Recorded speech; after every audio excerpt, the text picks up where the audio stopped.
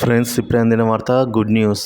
ఆరోగ్యశ్రీలో కొత్తగా 65 రకాల చికిత్సల కోసం అయితే అమలు చేస్తున్నారు. మరి ఆ వివరాలు ఏంటో పూర్తిగా తెలుసుకుందాము. వీడియోని ఎక్కడైనా స్కిప్ చేయకుండా చివరి దాకా చూడండి. తప్పకుండా వీడియోకి అయితే ఒక లైక్ చేయండి. సో ఆరోగ్యశ్రీలో అదనంగా 65 కొత్త చికిత్సా విధానాలు అమలండి. ఇక రాష్ట్రంలో ప్రభుత్వ కీలకం నిర్ణయం తీసుకుంది. ప్రస్తుతం ఉన్న రాజీవ్ ఆరోగ్యశ్రీ పథకంలో చికిత్సకు 65 కొత్త చికిత్సా విధానాలు అమలు చేసేందుకు సర్కారు సిద్ధమైంది. రాజీవ్ ఆరోగ్యశ్రీ పథకం కింద యాంజియోగ్రాఫ్, అలాగే పార్కిన్సన్, వెన్నెముక వంటి ఖరీదైన వ్యాధులకు చికిత్స. ప్రస్తుతం అమల్లో ఉన్న ఆరోగ్యశ్రీ పథకానికి చికిత్స ప్యాకేజీ ధరలు పెంచుతూ ప్రభుత్వం అయితే ఈ నిర్ణయం తీసుకుంది.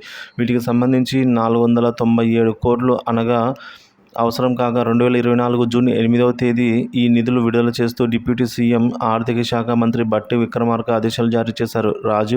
రాజీవ్ ఆరోగ్యశ్రీ పథకం కింద కొత్త చికిత్సా విధానాలపై బట్టి విక్రమార్క సచివాలయంలో అధికారులతో సమావేశం నిర్వహించారు. అప్పటి కాంగ్రెస్ ప్రభుత్వం 2007లో పేద ప్రజలకు నాణ్యమైన వైద్యం అందించేందుకు ఆరోగ్యశ్రీ పథకం ప్రవేశపెట్టిన సంగతి తెలిసిందే.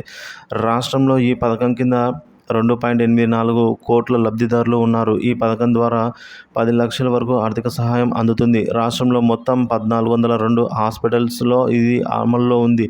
ప్రస్తుతం ఈ పథకంలో 1672 చికిత్సా విధానాలు అందుబాటులో ఉన్నాయి. ఇందులో 1375 విధానాలకు ప్యాకేజీ ధరలను పెంచాలని వైద్య నిపుణుల సూచన మేరకు డిప్యూటీ సీఎం నిర్ణయం తీసుకున్నారు. ఇప్పటి వరకు ఆరోగ్యశ్రీలో అమలు లేని ఈ యాంజియోగ్రాఫ్, పార్కిన్సన్, వెన్నుపూసకు సంబంధించిన 65 అధునాతన చికిత్సా విధానాలకు ఇక నుంచి ఆరోగ్యశ్రీలో అమలు చేయాలని డిప్యూటీ సీఎం నిర్ణయించారు. వీటికి తోడు ప్రస్తుతం ఆయుష్మాన్ భారత్లో ఉన్న 98 చికిత్సా విధానాలు రాజీవ్ ఆరోగ్యశ్రీలో చేరడం ద్వారా దాదాపుగా 190 కోట్ల ఖర్చు అవుతుందని అయితే భావించారు. అంతేకాక 65 కొత్త చికిత్సా విధానాలు అంగీకరించడం ద్వారా ప్రభుత్వము 158 కోట్లు ఖర్చు చేయనుంది ప్రతి ఏటా. సో ఇది అండి ఇప్పటి వరకు ఉన్న తాజా సమాచారం. ఏదైతే ప్రజలకు సంబంధించి ఆరోగ్యశ్రీలో కొత్తగా 65 రకాల చికిత్సలకి కూడా ఇందులో ఇంక్లూడ్ చేశారు. ప్రస్తుతానికైతే ఇది శుభవార్త కానుంది ఆరోగ్యశ్రీ బెనిఫిషరీ వారికి అందరికీ కూడా.